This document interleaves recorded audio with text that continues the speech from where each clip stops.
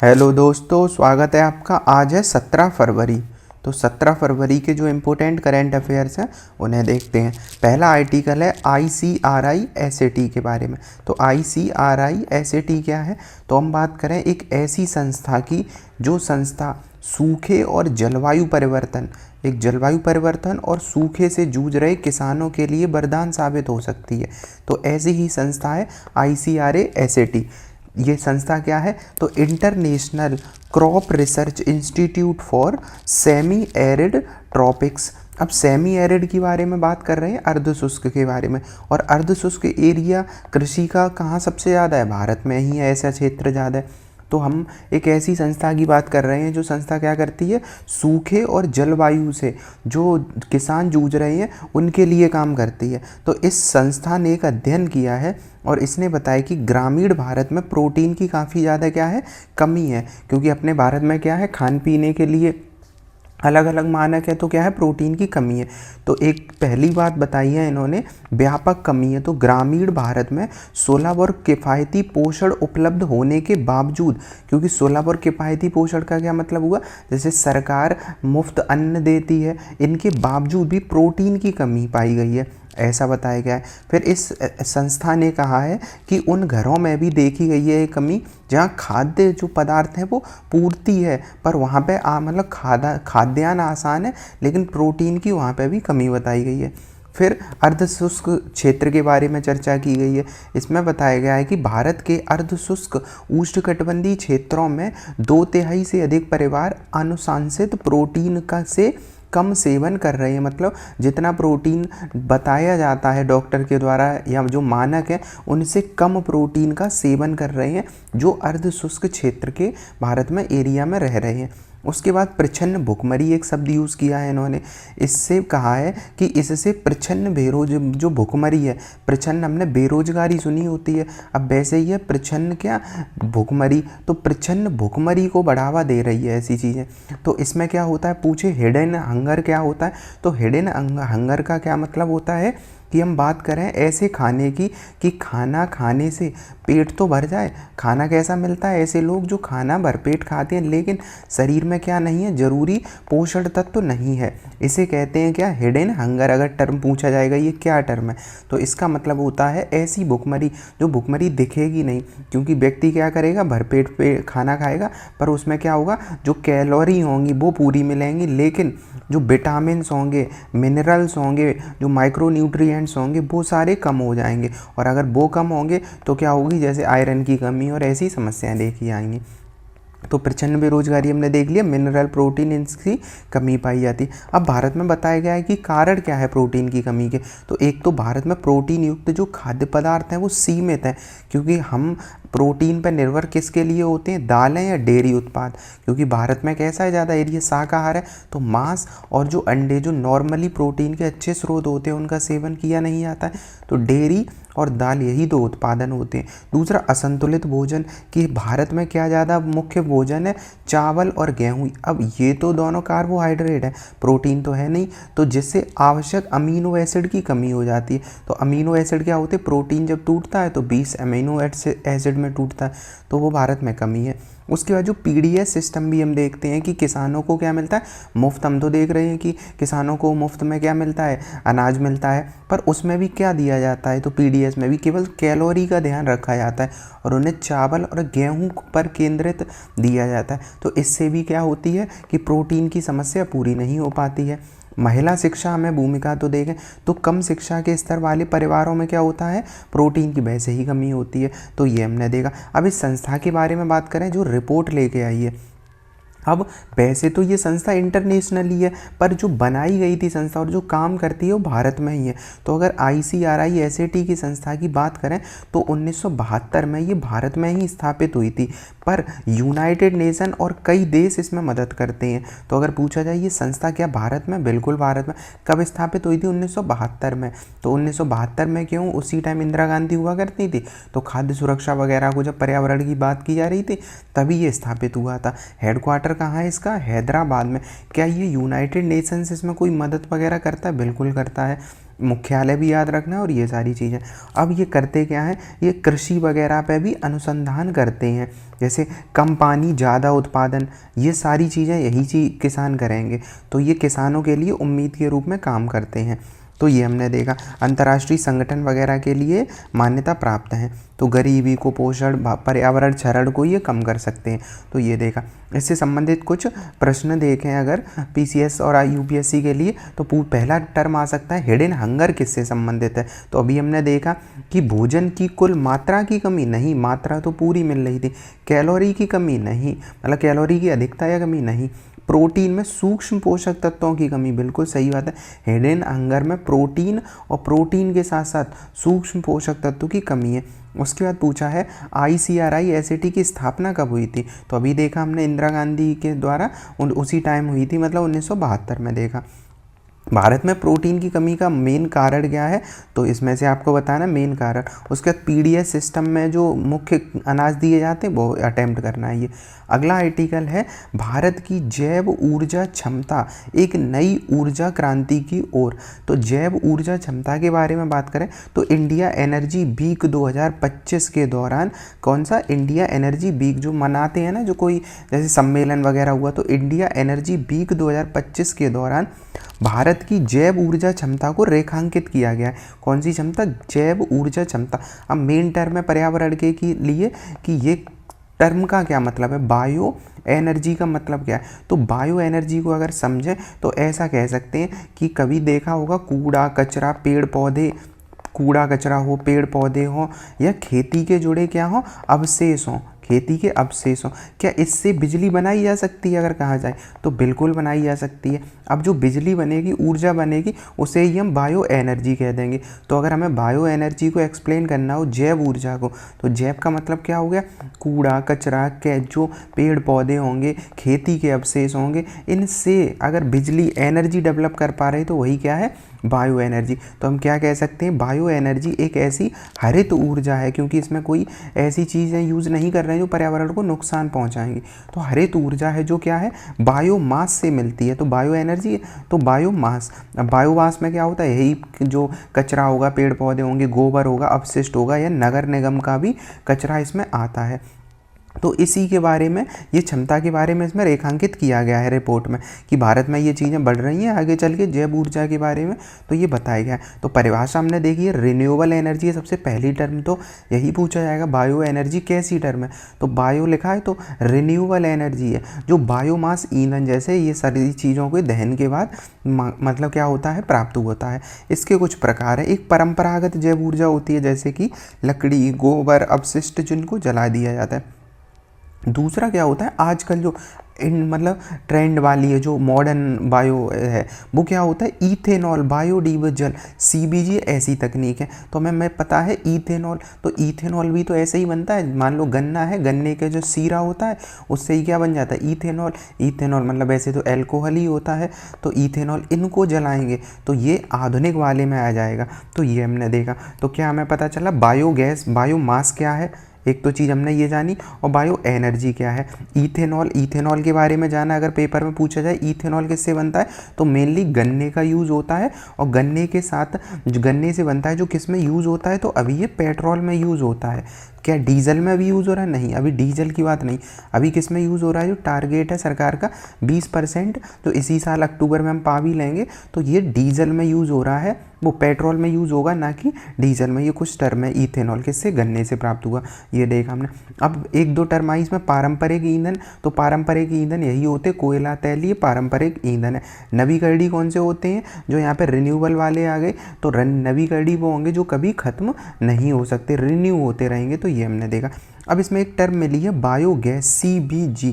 इस टर्म का क्या मतलब है, क्योंकि पेपर में ये टर्म आ सकती है कि CBG क्या है। अब फुल फॉर्म तो समझ में आ ही रही होगी, क्योंकि हम LPG वगैरह पढ़ते हैं, तो ये वाली चीज़। तो इसका मतलब है कंप्रेस्ड बायोगैस, कंप्रेस्ड बायोगैस। अब इसका मतलब क्या होता है कंप्रेस्ड बायोगैस का, हिंदी में तो इसे कहेंगे संपीड़ित जैव गैस। तो ये संपीड़ित का क्या मतलब हुआ कि जो गोबर वगैरह से अभी हमने देखा बायोमास, बायोगैस बनाई जा रही थी, उस बायोगैस को शुद्ध और कर दिया जाए, उसे क्या कर दिया जाए, थोड़ा और शुद्ध कर दिया जाए, और फिर इसे ही हम क्या कह देंगे, जो CNG के रूप में, विकल्प के रूप में ये क्या हो जाती है, हमें प्राप्त हो जाती है। तो CBG का क्या हमें याद रखना है कि जो कूड़ा, गोबर और इन फूल पत्तियों से मतलब कुछ भी जला के हम एनारोबिक डाइजेशन करते हैं। अब एनारोबिक डाइजेशन एक नया क्या नाम आ गया, क्योंकि CBG इंपोर्टेंट टर्म है।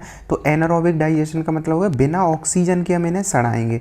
किसे? बिना ऑक्सीजन के जब हम कचरे को सड़ाते हैं तो जो प्राप्त होता है वही CBG होता है। इसे शुद्ध कर लिया जाता है, और इसे ही शुद्ध करने के बाद मीथेन के रूप में इसे क्या कर दिया जाता है, संचित कर दिया जाता है। तो ये बेसिकली क्या है, इन्वायरमेंट का टॉपिक था, हमने यहाँ पे देख लिया। तो CBG एक रिन्यूएबल एनर्जी के रूप में, क्योंकि ये कभी खत्म हो सकता है क्या CBG? नहीं, प्रक्रिया चलती रहेगी।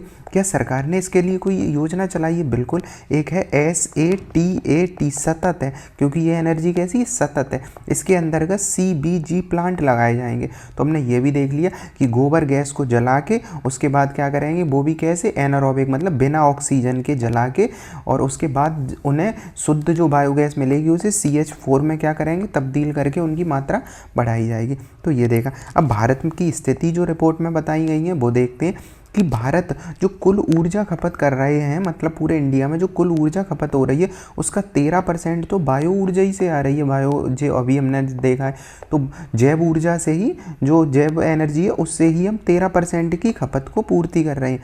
और जो भविष्य में हमारा लक्ष्य है वो अनुमान है 30 तक 45% तक का करना, मतलब 13 से 45 लगता तो नंबर बड़ा है, पर अनुमान सरकार का है कि ऐसा हो जाएगा। उसके बाद है जो अभी उत्पादन हो रहा है बायोमास का, वो उत्पादन हो रहा है, बायोमास का उत्पादन की बात करें, इस बायोमास से फिर एनर्जी कन्वर्ट होती है। तो बायोमास का मतलब क्या हुआ, वही कचरा वगैरह सारी चीज़ें।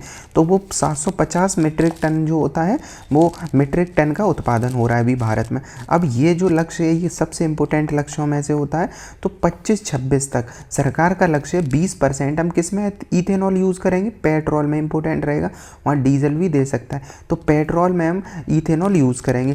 30 तक हम 15% बायोडीजल में मिश्रण करेंगे। अभी पेट्रोल में लक्ष्य प्राप्त करना है, फिर 30 तक हमें डीजल में कितना, वो भी 5% केवल मिलाने का लक्ष्य रहेगा। और अभी जो 28-29 तक का एक लक्ष्य रखा गया कि जो प्राकृतिक गैस अभी देखी है LPG वाला, प्राकृतिक गैस में 5% CBG अनिवार्य हो जाएगा। मतलब जो प्राकृतिक गैस होती है उसमें जो CBG बनेगा, मतलब शुद्ध गैस वाली, वो 5% इसका मिश्रण अनिवार्य रहेगा। तो ये हमने सारी चीज़ें देखी। भारत में चुनौतियाँ क्या हैं, तो मेंस पर्पज से ज़्यादा ज़रूरी है, ऐसे कच्चे माल की कमी है। हमारे यहाँ जो कच्चे माल होते फीड स्टॉक से, मतलब ये जो सड़ाने गलाने के लिए, उनकी कमी रहती है। डेटा की कमी है हमारे यहाँ, कितना बनना है, कहाँ बनना है, तो ये सारी चीज़। भंडारण की भारत में सबसे बड़ी जो समस्या रहती है एनर्जी के क्षेत्र में, वो भंडारण की कमी रहती है। तो भंडारण और परिवहन की हमारे पास बड़े बड़े स्टॉक नहीं है जहाँ रख सकते। सरकार के द्वारा उठाए गए कदम, उसमें से 2 योजना हमेशा याद रखनी है, गोवर्धन योजना और एक जीवन योजना।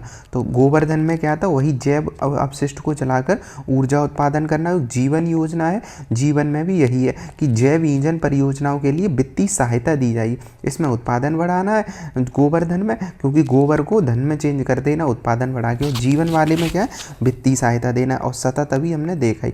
बाकी ये 2 सरकार के कार्यक्रम है। इससे लाभ क्या हो जाएंगे, तो नेट जीरो का लक्ष्य प्राप्त हो जाएगा। पेपर में पूछा जा सकता है कि भारत सरकार का या इंडिया का कब तक नेट जीरो का लक्ष्य, मतलब हम जितना कार्बन उत्सर्जित करेंगे उससे मतलब उतने बराबर हम कार्बन को क्या करेंगे, अवशोषित कर लेंगे, उसे शुद्ध कर लेंगे। तो ये होता है नेट जीरो। तो नेट जीरो का मतलब हम पर्यावरण में प्रदूषण को बढ़ाएंगे नहीं, जीरो पे कंट्रोल कर देंगे। तो उसके लक्ष्य को प्राप्त किया जा सकता है। साथ ही तेल आयात भी तो कम हो जाएगा, और तेल अगर आयात हुआ तो हमारा बजट का घाटा कम हो जाएगा। ग्रामीण क्षेत्रों में ऊर्जा सुरक्षा मिल जाएगी, किसानों की आय में वृद्धि हो जाएगी, क्योंकि किसानों का कचरा यूज़ होगा।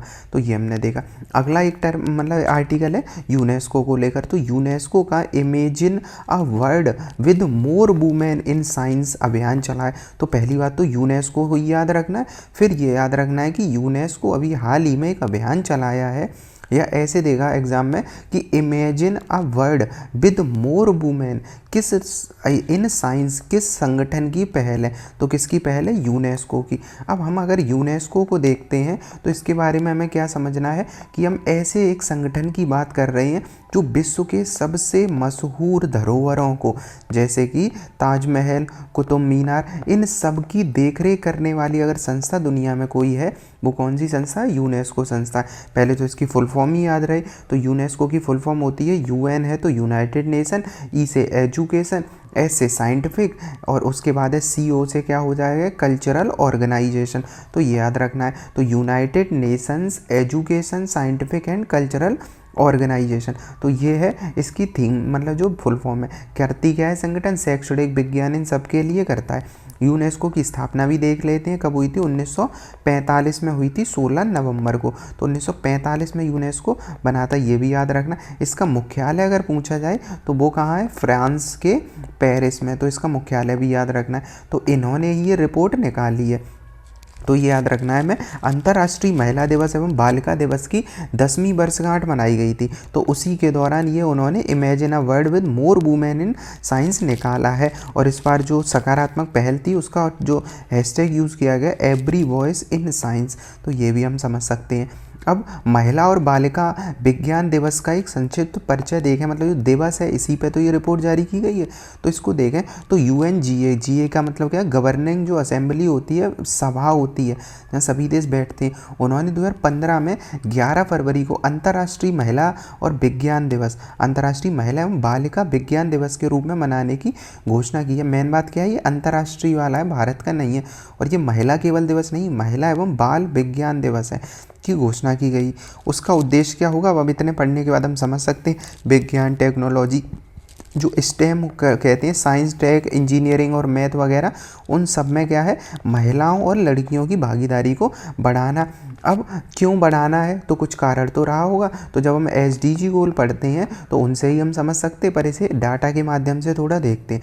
वैश्विक स्थिति, उससे तुलना करेंगे भारत की स्थिति, जैसे कि कम भागीदारी। अब विज्ञान में महिलाओं की स्थिति देखें, अभी हम केवल साइंस वगैरह की बात कर रहे हैं, ह्यूमैनिटी के विषय नहीं, तो साइंस वाले विषयों में जो मैथ, साइंस, इंजीनियरिंग है, उसमें महिलाएं जो पेशेवर है वो केवल दुनिया में 1/3 हैं, मतलब 33% महिलाएं हैं, 100 में से 33 महिलाएं ही हैं जो काम कर रही हैं साइंस क्षेत्र में, और बाकी बचे पुरुष हैं, तो कम महिलाएं हैं, जबकि जनसंख्या तो बराबर होती है। नेतृत्व में कमी, स्टेम क्षेत्रों में केवल मतलब 10 में से केवल 1 महिला ही नेतृत्व में भूमिका निभाती है। अब नेतृत्वकारी का भूमिका क्या क्या मतलब हुआ, जैसे मान लो नासा है या फिर कोई एक बड़ा संगठन है जो साइंस टेक वगैरह से संबंधित, उसका सीईओ, मेन लीडर, ऐसे जो नेतृत्व वाले होंगे वो महिलाएं 10 में से केवल 1 ही हैं। ये देखा हमने दुनिया के बारे में, तो डाटा काफ़ी अच्छा है। उसके बाद भारत के बारे में डाटा है, ये डाटा प्री में भी पूछा जा सकता है, मेंस में तो लिख ही सकते हैं। तो अगर पूछ लिया जाए क्या चल रही है स्थिति भारत में, तो जो स्टेम देखे हमने, साइंस, टेक्नोलॉजी, इंजीनियरिंग, मैथ, और इसमें एक एम और जुड़ा है भारत के बारे में, वो है मेडिसिन, मेडिकल वाला क्षेत्र, जो चिकित्सा।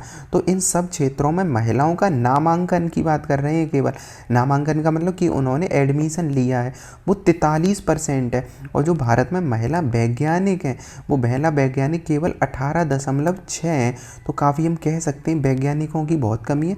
18.6 महिलाएं हैं, जबकि वो पूरे भारत का लगभग 50% का प्रतिनिधित्व करती हैं।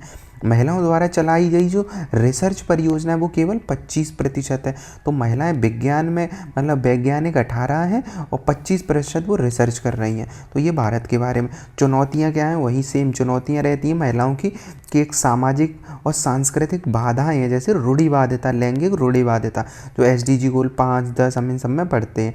उसका रोल मॉडल की कमी, अभी तो हमने देखा, जो बड़े स्तर पर नेतृत्व की क्षमता होती है वो नेतृत्वकारी महिलाएं 10 में से तो 1 ही है, तो 10 में से 1 है, तो रोल मॉडल कम है। कार्यस्थल पर असमानता, हमेशा से ही क्या होता है कि असमानता का सामना करना पड़ता है, तो ये सारी चीज़ें हमने देखी। अगला है एक योजना नमस्ते योजना। तो एक कल्पना करो एक ऐसी योजना की जो सफाई कर्मचारी होते हैं उन सफाई कर्मचारियों को ना सिर्फ सुरक्षा दे बल्कि उनका सम्मान भी क्या करे, सुनिश्चित करे, और उन्हें खतरनाक जो होते हैं सफाई के जो खतरनाक कार्य होते हैं उन कार्यों से क्या किया जाए, उन्हें मुक्त करे और बेहतर जीवन दे। तो इस योजना के इन्हीं सब स्टोरी के लिए क्या है, एक योजना चलाई गई है, वो है नमस्ते योजना। तो नमस्ते का मतलब क्या हुआ, National Action for Mechanised sanitation Ecosystem. तो मैकेनाइज्ड सैनिटेशन इकोसिस्टम अभी हमने जाना एक ऐसी योजना जो सफाई कर्मचारियों की सुरक्षा करेगी और सम्मान करेगी। अब ये सुरक्षा के लिए ही तो मैकेनिज्म यूज़ हुआ है। तो मैकेनाइज्ड का मतलब सीवर लाइन में क्या होता है, जब इंसान व्यक्ति अंदर जाता है टैंक में तो क्या होता है, मीथेन गैस होता है CH4। मीथेन गैस दम घोंटू गैस होती है। तो इससे दम घुटने से कई बार क्या हो जाता है, जो सफाई कर्मी होते हैं उनकी मृत्यु हो जाती है, और अगर मृत्यु नहीं भी होती है तो लगातार काम करने से जीवन भर में क्या होती है, कई बीमारियों का सामना करना पड़ता है। तो सरकार ने क्या किया है, एक नमस्ते योजना लेके आए थे, और ये पुरानी योजना है, अभी की नहीं है, बस ये अभी क्या है, चर्चा में चल रही है। तो नमस्ते योजना सीवर और सेप्टिक टैंक जो होते हैं उनके लिए ये नमस्ते योजना लाई गई है। यहाँ पे सरकार क्या करेगी, अब चूँकि वैसे तो हमने अपना जो प्रोग्राम है 1993 से कोशिश कर रहे हैं कि सीवर वगैरह में क्या होना चाहिए कि जो हाथ से मैला ढोने वाले लोग हैं उनकी समाप्ति हो, तकनीक का यूज़ किया जाए, पर अभी चूँकि हो नहीं पा रहा है। और इससे संबंधित हमने एक आर्टिकल भी डिस्कस किया था कि सरकार लगातार प्रयास कर ही रही है। नमस्ते योजना के तहत सीवर और सेप्टिक टैंक में जो कर्मचारी होंगे उन्हें एक तो किट दी जाएगी, PPE किट जो पहनते हैं, जैसे कोरोना के दौरान हमने देखा था पूरे शरीर पे, और साथ ही उन सब लोगों को बिना किसी आय जाति उन सबसे अलग सबको आयुष्मान कार्ड दे दिया जाएगा, ताकि अगर कोई दिक्कत होती है तो वो दिखा सकेंगे। साथ ही मशीनीकृत सफाई को बढ़ावा देना है। तो ये नमस्ते योजना याद रखनी है, इसकी मेन थीम याद रखनी है किसके लिए, वो तो ये पूछ लेगा नमस्ते योजना बड़ों का सम्मान, पढ़ाई ऐसे है, तो ये याद रखना है। तो National Action for Mechanised sanitation Ecosystem उद्देश्य हमने देख ही लिया है। उसके बाद जो इसे मंत्रालय चला रहे हैं वो सामाजिक न्याय मंत्रालय चला रहा है। तो हमें पता ही है न्याय देने की तो बात कह रहे हैं। साथ ही आवास और शहरी कार्य मंत्रालय, शहर में ही तो काम करते हैं मैला ढोने वाले और ये सारी चीज़ें, तो ये है। और एक और एजेंसी है वो है सफाई कर्मचारी के लिए। अब इस नमस्ते योजना की अवधि और लक्ष्य समूह देखें। अवधि क्या है इस योजना की, 2023-24 मतलब पिछले 2 वर्षों से ये चली रही है, 25-26 तक है। तो 3 वर्षों के लिए योजना है, अभी चल रही है। तो 25-26 चूँकि 25 तो चली गई है और 26 अगले वर्ष वित्तीय वर्ष हो ही जाएगा स्टार्ट, तो हम कह सकते हैं कि अभी 1 साल तक इसे खूब सही से सरकार कोशिश कर रही है। लक्ष्य समूह कौन है, ये भी हमने देख लिया, सीवर और सेप्टिक टैंक के कर्मचारी और कचरा बीनने वाले भी इसमें अभी शामिल कर दिए गए हैं। तो नई अपडेट हमें क्या याद रखनी है, तो नई अपडेट हमें यही याद रखनी है कि कचरा बीनने वाले क्या इसमें शामिल किए गए हैं, तो बिल्कुल किए गए हैं, क्योंकि उनके स्वास्थ्य पर भी खतरा आता है।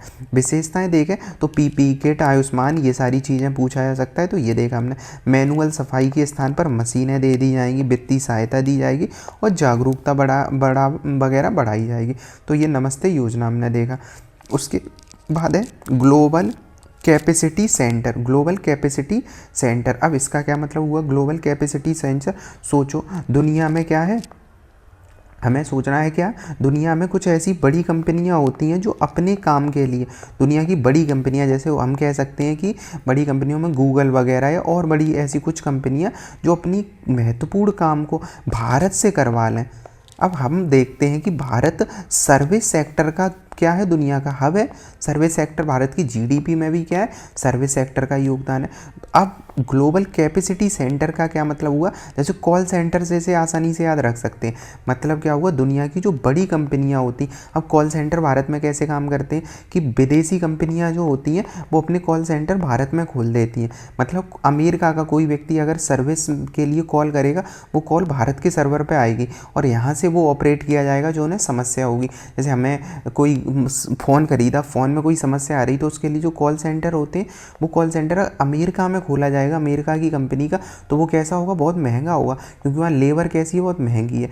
भारत में अगर सेम चीज़ कराई जाएगी तो 5-10 हज़ार तक में लोगों को रख लिया जाता है। तो यही चीज़ें हैं। तो ग्लोबल कैपेसिटी सेंटर आप समझ में आया होगा कि बड़ी कंपनियां अपने महत्वपूर्ण काम के लिए भारत में काम करवाती हैं। इससे भारत में भी तो फायदे हैं, क्योंकि भारत के लोगों को रोजगार मिलेगा। तो मध्य प्रदेश भारत का पहला राज्य है, इंपॉर्टेंट रहेगा, मध्य प्रदेश भारत का पहला राज्य है जिसने समर्पित वैश्विक क्षमता केंद्र GCC ग्लोबल कैपेसिटी सेंटर की नीति प्रस्तुत की है, मतलब और बढ़ावा दिया जाएगा। तो इससे क्या हो जाएगा, एक ऐसे केंद्र जो हमने देखा बहुराष्ट्रीय कंपनियां अपने क्या व्यवसाय चलाने में मदद के लिए खोलते। उद्देश्य क्या होता है, वैश्विक प्रतिभा, तकनीक, नवाचारों का उपयोग कर व्यापारिक प्रक्रियाओं को उन्नत करना, क्योंकि भारत में प्रतिभा और ये सारी चीज़ें थोड़े कम रेट पे भी मिल जाते हैं, मतलब कर्मचारी। तो इससे क्या हो जाएगा, उन्नत कर दिया जाता है। भारत में GCC वैश्विक व्यापार नीतियों को साकार देने में महत्वपूर्ण है, क्योंकि भारत में क्षमता भी ज़्यादा है,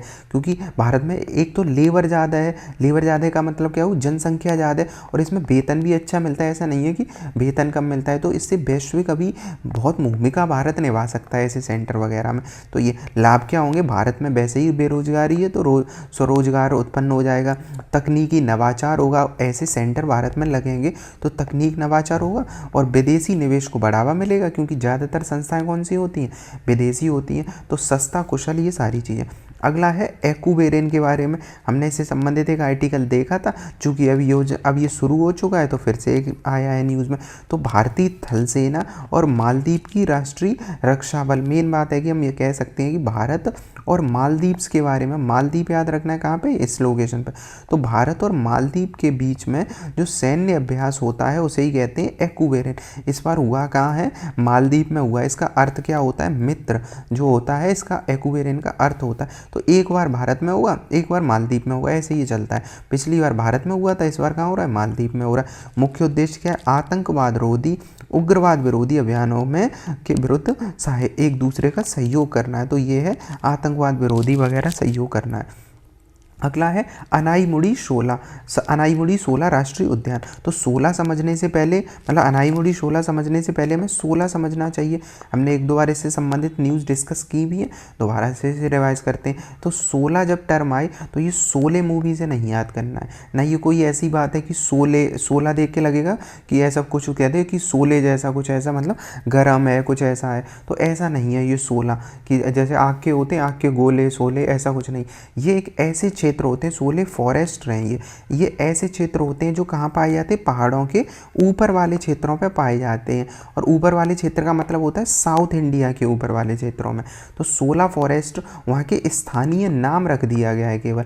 तो ये क्या कहेंगे हम, भारत में कुछ ऐसे जंगल हैं जो हरे भरे हैं और बादलों से ढके हैं। अगर इसे आसानी से समझ में आना हो तो बादलों से ढके हुए जो जंगल हैं उन्हें ही हम कहते हैं शोला। अब बादलों से ढके मैंने क्यों बोला, क्योंकि बादलों से ढके कहेंगे तो ये याद रहेगा, क्योंकि ये पहाड़ के ऊपरी वाले हिस्सों पे होते हैं। तो दक्षिण भारत के, अब किस घाट पे, तो दक्षिण भारत के पश्चिमी घाटों पर पाए जाने वाले ये दुर्लभ पर्वतीय वर्षावन होते हैं। और ये ज़्यादातर कैसे होते हैं, ऊंचाई पे होंगे। अब इनकी जो ऊंचाई होती है वो 1,000 से क्या होता है, 2,500 मीटर के आसपास होती है। तो ये इसकी ऊंचाई हो जाती है। क्या ये घने होते हैं, बिल्कुल ये घने जंगल होते हैं। क्या ये नमीदार होते हैं, बिल्कुल ये नमीदार होते हैं, क्योंकि पश्चिमी घाट पे तो नमीदार होंगे। यहाँ पे कुछ एंडेमिक प्रजातियाँ भी पाई जाती हैं। एंडेमिक प्रजातियाँ मतलब यहाँ की स्थानीय प्रजातियाँ भी पाई जाती हैं। तो ये हमने देखा। तो शोला फॉरेस्ट क्या है, एक तरीके से हम कह सकते हैं कि प्रकृति के गुप्त खजाने हैं, क्योंकि यहाँ बहुत सारे जीव जंतु पाए जाते हैं। तो ये क्या होंगे, गुप्त खजाने होंगे, और ये बादलों से घिरे रहते हैं। तो ये हमने देखा। अब हमें शोला समझ में आया। अब याद रखते हैं अनाईमुड़ी शोला। तो हुआ क्या है, केरल में है अनाईमुड़ी शोला। तो अनाईमुड़ी शोला कहाँ है, केरल में। यहाँ पे क्या हुआ, वन्यजीव बोर्ड जो अपना राष्ट्रीय वाली वन्यजीव बोर्ड है उसने 16 वनों में वन भूमि का उपयोग करके यहाँ बांध बनाने की मंजूरी दे दी। अब जैसे ही कोई ऐसी घटना होती है विरोध स्टार्ट हो जाता है पर्यावरणविदों का। तो यहाँ पे एक नदी बहती है, उस नदी का नाम ज़्यादा ज़रूरी है, सिनलंधी नदी है। तो सिनलंधी करके नदी है जो यहाँ पे ये याद रखनी है। तो सिलंदी नदी याद रखना। अब जो अनाईमुड़ी है वो ये वाला एरिया दिख रहा है, तो ये केरल वाला और तमिलनाडु का एरिया है। ये जो राज्य है ये है केरल, तो इधर वाला केरल हो गया। ये वाला राज्य ये क्या है, तमिलनाडु, तो ये है। अब केरल और तमिलनाडु में बिल्कुल बॉर्डर पे ये, पर चूंकि केरल का मैप कैसा है, थोड़ा ऐसा है, तो केरल के अंदर आ जाता है ये अनाईमुड़ी वाला एरिया। तो अनाईमुड़ी कहाँ पे देखा हमने, केरल वाले एरिया में देखा। केरल का ये जिला कौन सा है, तो जिला भी काफ़ी फेमस रहता है, इडुक्की जिला है। यहाँ दुर्लभ ये प्रजाति के वन पाए जाते हैं। तो यहाँ पे ये देखा अनाईमुड़ी, इसकी लंबाई ऊंचाई कितनी होगी, तो अभी हमने देखा जो 16 वन होते 2500 के आसपास ही होते, तो अनाईमुड़ी की जो ऊंचाई है वो 2695 क्या है मीटर की ऊंचाई है। तो खासियत भी हमने देखी, सारी चीज़ें यहाँ पे देख ली हैं। तो ये ऊंचे वाले वन होंगे, तो अनाईमुड़ी। अब यहीं के अनाईमुड़ी के थोड़ा ऊपर देखेंगे तो डोडा बेटा है, क्योंकि अनाईमुड़ी तो सबसे ऊंची चोटी है इधर की साउथ की, तो ये, और ऊपर की तरफ हमें देखेंगे डोडा बेटा है। तो अनाईमुड़ी ये रहा। अब अनाईमुड़ी जो है वो किस रेंज में आता है, तो अन्नामलाई रेंज में आता है। तो ये है अन्नामलाई की पूरी रेंज, और उसी में एक चोटी है अनाईमुड़ी, तो ये भी याद रखना, अन्नामलाई जो रेंज है, ये वाली जो रेंज है।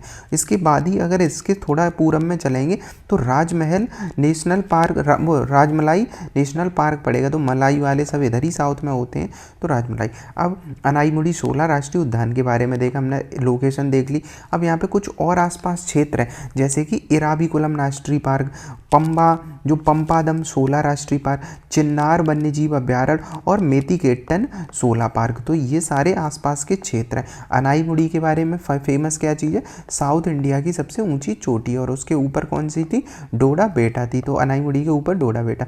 बाकी एराकुलम, पंपादम, चिन्नार, मतिकेट्टम 16 ये सारे साउथ की वहीं के आसपास की चोटी हैं। अब इनकी वनस्पति देखें, 16 की तो अभी देखा। दक्षिण भारत में तो उष्णकटिबंधीय पहाड़ी वनस्पति है, पर जो यहाँ के वन होते हैं उनमें शीतोष्ण लक्षण पाए जाते हैं, क्योंकि ऊपर जाने पर टेम्परेचर कैसा होता है, पहाड़ पर जाने पर कम होता चला जाएगा। तो वैसे तो ये 0 डिग्री के आसपास वाला है केरल तमिलनाडु, तो मतलब 0 यहीं से तो निकल रही है पास से, तो ये 0 के आसपास 10 वाले रेंज में। अब वहाँ पे तो गर्म उष्णकटिबंधीय सदाबहार पर्णपाती ऐसे वन होने चाहिए, पर वहाँ शीतोष्ण वन पाए जा रहे हैं। तो यही है 16 वन की विशेषता। यहाँ जैव विविधता हॉटस्पॉट भी है, जो हम जानते हैं पश्चिमी घाट पूरा ही हॉटस्पॉट क्षेत्र है, तो ये हमने देखा।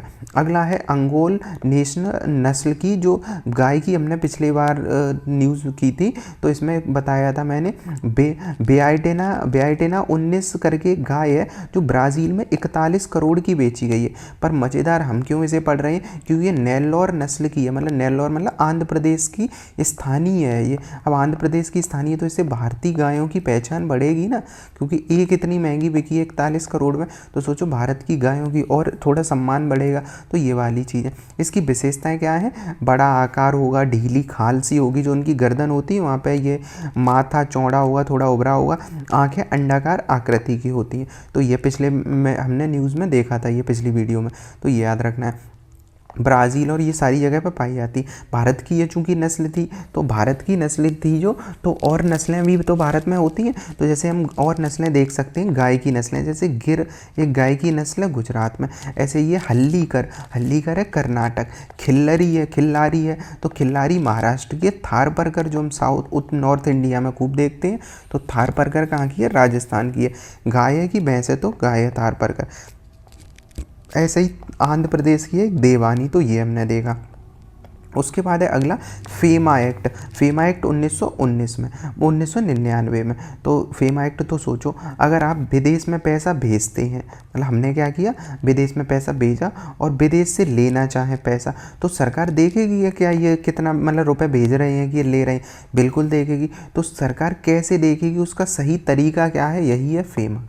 तो हमने क्या समझा कि अगर कोई व्यक्ति, अगर आप पैसा क्यों विदेश में भेजते हैं और वहाँ से मंगाते हैं, तो उसे देखने का नज़रिया जो सही तरीका होगा, सही तरीके का मतलब जांच वगैरह जो होगी, उस वही तरीका बताया गया है फेमा में। तो फेमा कब आया था, जब भारत में व्यापार फेमस हुआ था। तो 1991 में LPG रिफॉर्म आए थे, उसके कुछ साल बाद जब रुपये का आयात निर्यात ज़्यादा होने लगा, रुपये मतलब इधर उधर जाने लगा, तो सोचा क्या 1999 में क्यों ना एक फेमा लेके आए। हालांकि इससे पहले ये चल रहा था, इसी से संबंधित एक और IT का मतलब एक कानून 1973 में एक चला था फेरा, FERA, इसका क्या था, फॉरेन एक्सचेंज रेगुलेशन एक्ट। ये बहुत सख्त था। अब अगर कानून सख्त होगा तो क्या विदेशी लोग या भारतीय लोग रुपए का ज़्यादा लेन देन करेंगे, और अगर नहीं करेंगे तो देश की इकोनॉमी कैसे बढ़ेगी। तो उसे सरल कर दिया इस फेरा को, फेमा के माध्यम से। तो ये हमने समझा। तो फेरा, अब फेमा क्या है, तो फेमा का मतलब होता है फॉरेन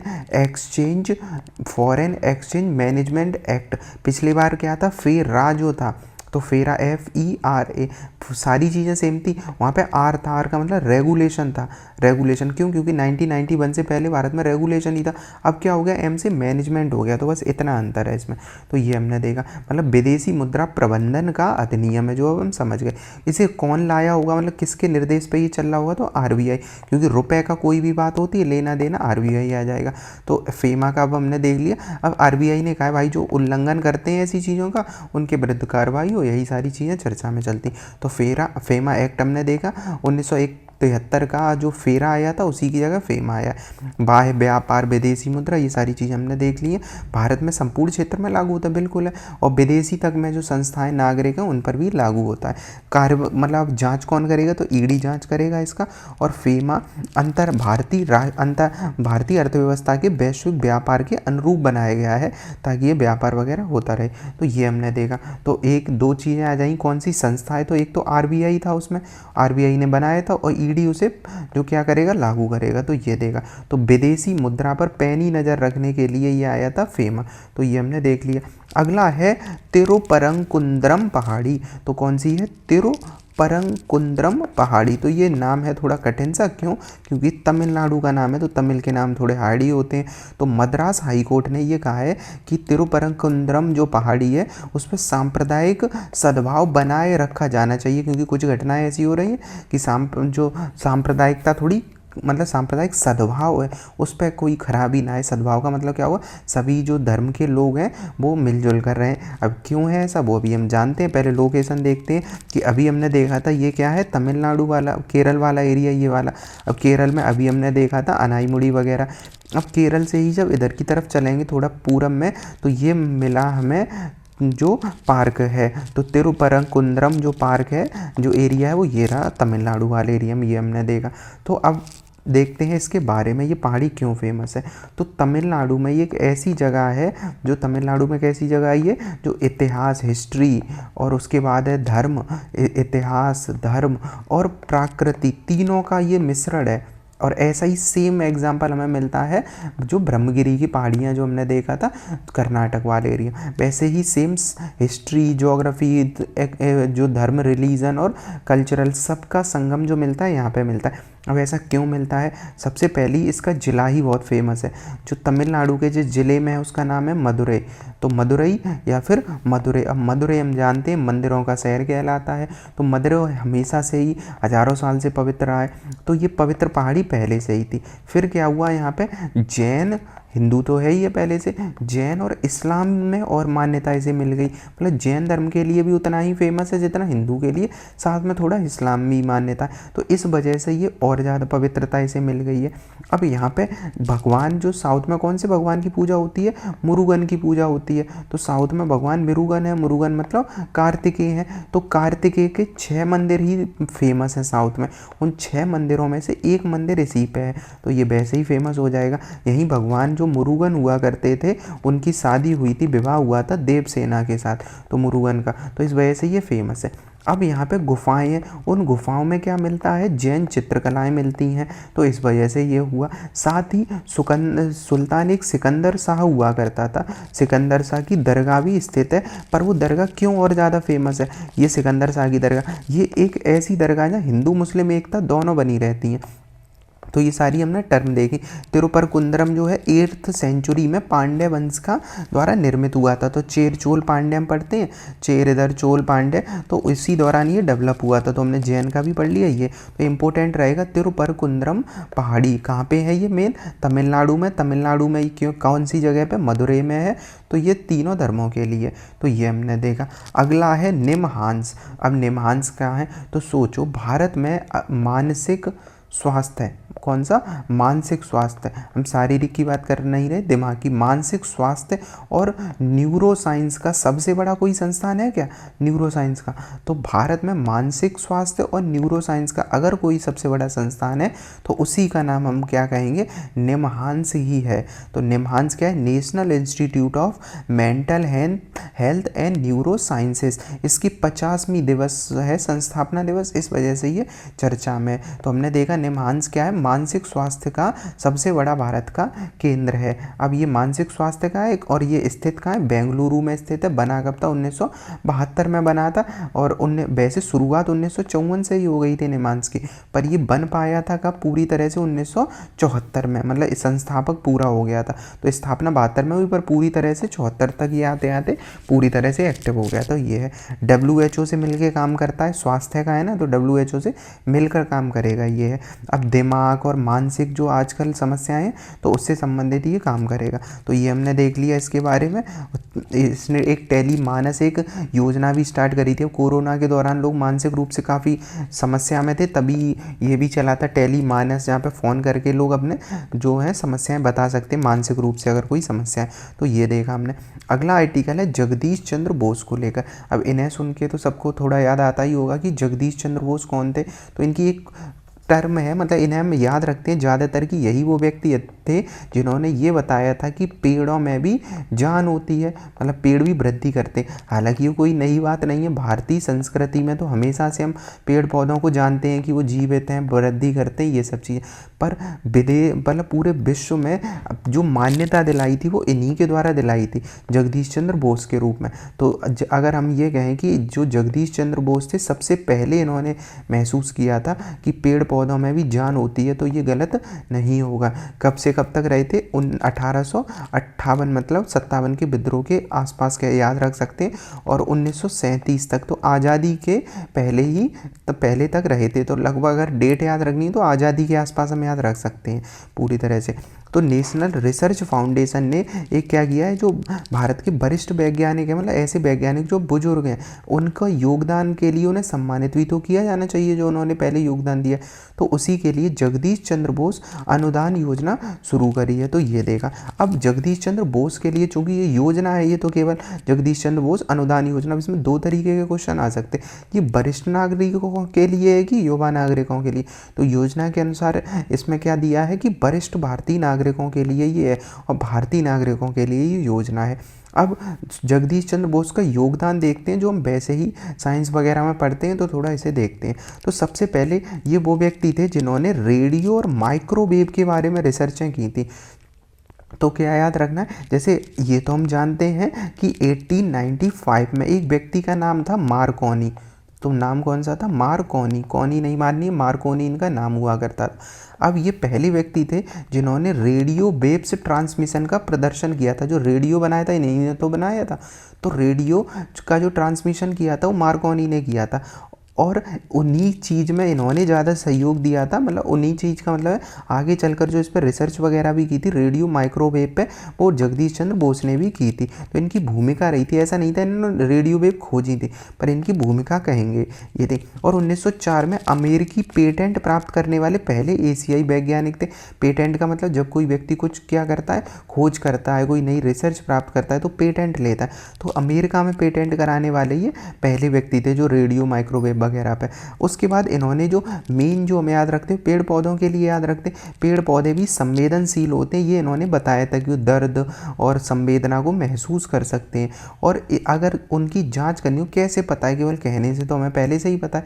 तो इसके लिए उन्होंने एक आविष्कार किया, उसका नाम था क्रेस्कोग्राफ। तो ये याद रखना, ये नाम क्या है, क्रेस्कोग्राफ। तो क्रेस्कोग्राफ ही वो तकनीक है जो पेड़ों की वृद्धि को माप सकता है। तो ये याद रखना है कि क्रेस्कोग्राफ क्या तकनीक है, तो यह ऐसी तकनीक जो पेड़ पौधों में बताती है कि जान है, वृद्धि करते हो, क्रेस्कोग्राफ है। साथ ही इन्होंने पहली वायरलेस डिटेक्शन डिवाइस का भी आविष्कार किया था। वायरलेस डिटेक्शन, जो आजकल फ़ोन वगैरह चलते हैं सब वायरलेस ही, तो उसकी पे भी इन्होंने रिसर्च की थी। 1917 में बोस इंस्टीट्यूट की भी इन्होंने स्थापना की थी, जो आगे आगे अभी तक चल ही रहा है। तो ये सब है। और ये बंगाली विज्ञान कथा साहित्य के जनक माने जाते हैं। विज्ञान कथा का मतलब है जो वैज्ञानिक कहानियाँ लिखी जाती हैं उन सब के लिए भी जाने जाते। तो हमने क्या क्या देखा इनके बारे में, जो कि एक सबसे पहली चीज़ थी रेडियो और माइक्रोवेव जो है उसकी खोज में अग्रणी भूमिका निभाई थी इन्होंने, और क्रेस्कोग्राफ वाला ये है। तो ये विज्ञान के कह सकते हैं जादूगर थे जिन्होंने बताया कि पौधों को भी, मतलब पौधों को इन्होंने बताया कि बोलते भी हैं। उसके बाद है LCR, हमने एक बार देखा ये LCR को, तो लिक्विडिटी कवरेज रेशियो। तो लिक्विडिटी कवरेज रेशियो क्या है कि मान लो कोई बैंक है और बैंक अचानक बैंक के सभी ग्राहक आ जाएं और सभी ग्राहक हैं हमें रुपए दो और 30 दिन में बैंक को सारे रुपए लौटाने हो, तो तब क्या होगा। तो बैंक अगर सब लोग रुपए लेने आ जाए तो बैंक को रुपए रखना चाहिए अपना कुछ लोगों के लिए।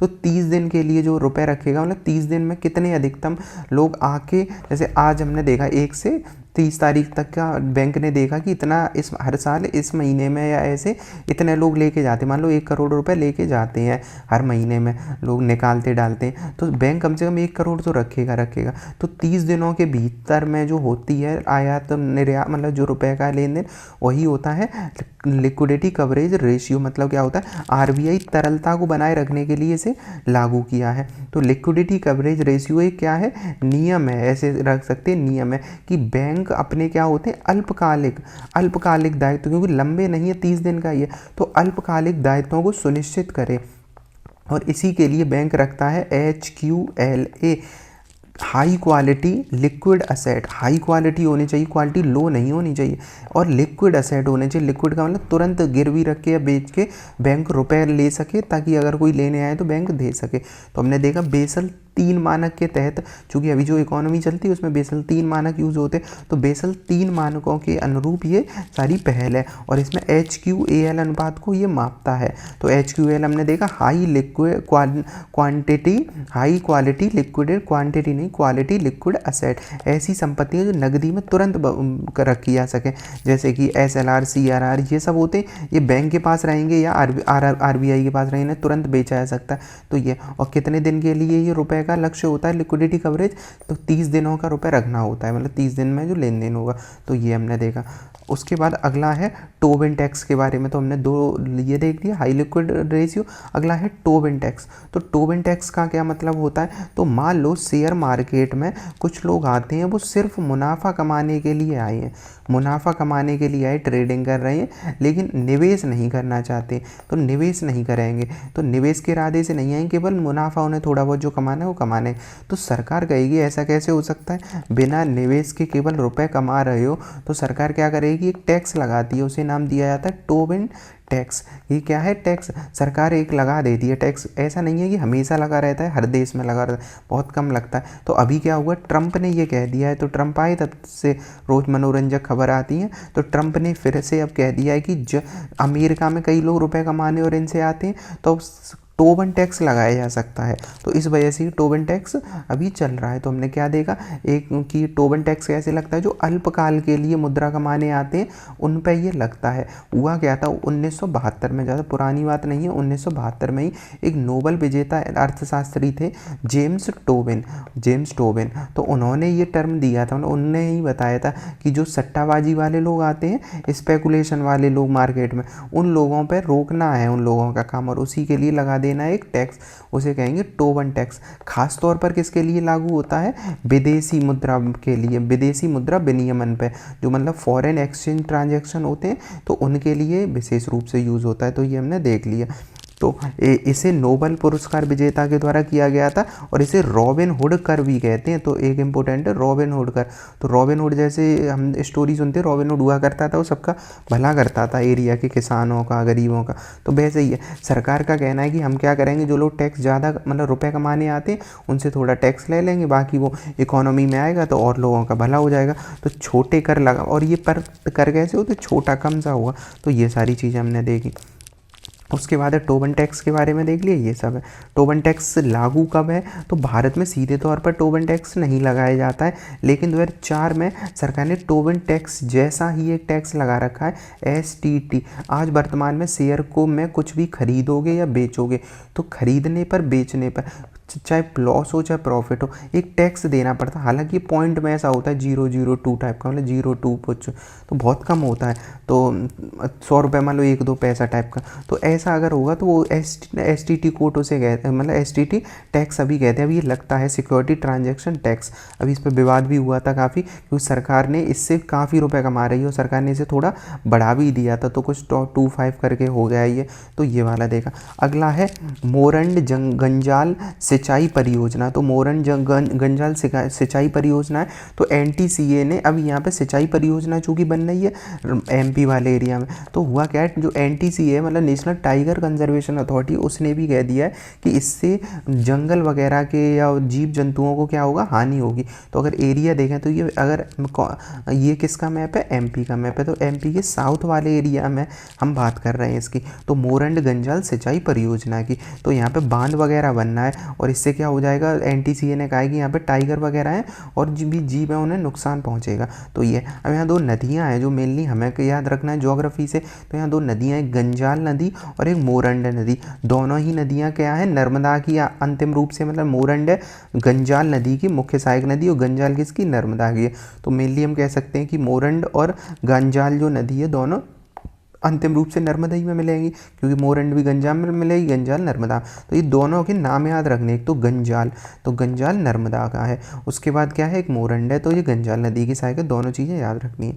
तो अब देखें अगर हम नर्मदा और तापी और ये वाले एरिया की, तो ये जो ऊपर है ये विंध्यन रेंज है जो उत्तर प्रदेश तक आती है, कैमूर वगैरह ये आगे चल के विंध्यन। उसके बाद विंध्यन अगर देखेंगे नीचे है सतपुड़ा, तो विंध्यन ये है, विंध्यन ये रेंज है, और नीचे सतपुड़ा रेंज, तो सतपुड़ा विंध्यन देगा। इसी के बीच में एक नदी बह रही है, उस नदी का नाम क्या है, नर्मदा नदी। अभी हम क्यों पढ़ रहे हैं वो अभी हम देखेंगे। ये नदी का नाम नर्मदा नदी, और नीचे एक नदी बह रही है उसका नाम है तापी नदी। तो सतपुड़ा के उत्तर में नर्मदा नदी है, दक्षिण में तापी नदी है। पढ़ इस वजह से रहे हैं कि जो अभी ये मोरंड गंजाल सिंचाई परियोजना होगी उससे क्या हो जाएगा, जो नुकसान पहुंचेगा 2 नेशनल पार्क या वाइल्ड लाइफ सेंचुरी को पहुंचेगा। एक है सतपुड़ा और दूसरा कौन सा है, दूसरा है मेलघाट टाइगर रिजर्व। तो ये देखा हमने। अब इनके बारे में देखते हैं। Satpura wild life sanctuary Narmada नदी के दक्षिण में स्थित है, और जिला कौन सा रहेगा, मध्य प्रदेश। तो ये नर्मदा नदी बह रही है, नर्मदा नदी के दक्षिण में सतपुड़ा टाइगर जो वाइल्ड लाइफ सेंचुरी है, सतपुड़ा पर्वत में स्थित है ये। और ये यहाँ पे सतपुड़ा का नाम जो का अर्थ होता है 7 तहें, 7 तहें का मतलब होता है जल विभाजक है ये। तो नर्मदा और तापी के बीच सतपुड़ा जल विभाजक के रूप में पेंच नेशनल पार्क का भी ये कॉरिडोर हुआ करता है। दूसरा एक टाइगर रिजर्व है मेलघाट है, तो मेलघाट टाइगर रिजर्व याद रखना है। पहली बात तो इतना ही, कहाँ पे है मेलघाट, तो MP में मेलघाट है। MP का मतलब MP महाराष्ट्र वाले एरिया में, ये थोड़ा महाराष्ट्र में पड़ेगा। तो 67 में इसे वन्यजीव बनाया गया था, 74 में टाइगर रिजर्व बनाया गया था। सतपुड़ा के दक्षिण में महाराष्ट्र के गाविलगढ़ हिल्स में, गाविलगढ़ हिल्स कुछ नहीं है, यही जो है सतपुड़ा हिल्स, सतपुड़ा हिल्स का ही एक हिस्सा कहलाता है गाविलगढ़ हिल्स, तो वही है गाविलगढ़ हिल्स। तो महाराष्ट्र के गाविलगढ़ हिल्स में ही है मेलाघाट टाइगर रिजर्व। उष्णकटिबंधीय शुष्क पर्णपाती क्षेत्र है ये, यहाँ सागौन के वृक्ष मिलते हैं। कभी भी उष्णकटिबंधीय शुष्क की बात आएगी वहाँ सागौन, शीशम, साल ऐसे ही वृक्ष मिलते हैं। नर्मदा वो तापी नदी है, क्योंकि दक्षिण में क्या है, तापी नदी है। मतलब सबसे पहले विंध्यन, विंध्यन के बाद नर्मदा नदी, विंध्यन के बाद नर्मदा नदी, फिर सतपुड़ा रेंज, और उसके बाद तापी नदी। तो ऐसे याद करना है ये। तो उसी एरिया में गाविलगढ़। तो ये है मेलघाट टाइगर रिजर्व, बिल्कुल बॉर्डर पे ये, पर थोड़ा किसमें, महाराष्ट्र में है। मतलब थोड़े का मतलब है महाराष्ट्र में गिना जाता है, क्योंकि बॉर्डर से थोड़ा अंदर की ओर है। तो ये देखा हमने। अब अगर मेलघाट टाइगर रिजर्व को अगर हम देखें तो ये रहा, हमें नर्मदा दिख रही है रिवर, नर्मदा वैली, और ये दिख रहा है सतपुड़ा रेंज। तो ये है नर्मदा वैली, सतपुड़ा, और ये है नीचे अजंता रेंज, बीच में है मेलघाट है। तो अजंता नर्मदा, इनके बीच में क्या है, मेलघाट। तो ये लोकेशन भी याद रहेगी। और इधर देखो ये नर्मदा नदी वाला है, ये इधर की तरफ गिर जाएगी। तो ये देखा हमने। उसके बाद है ब्रह्मगिरी पहाड़ियों के बारे में। तो ब्रह्मगिरी पहाड़ियों में क्या हो रहा है, गांव बसाए जा रहे हैं बफर एरिया में। ये हमने देखा था। सबसे पहला एरिया होता है core area, core area national park. उसके बाद बफर एरिया, बफर एरिया में फोटोग्राफी, रिसर्च एंड डेवलपमेंट ऐसी चीज़ों की ज़रूरत होती, मतलब अनुमति होती। पर कर्नाटक सरकार ने कह दिया कि जनजातियों को यहाँ बसा सकते हैं।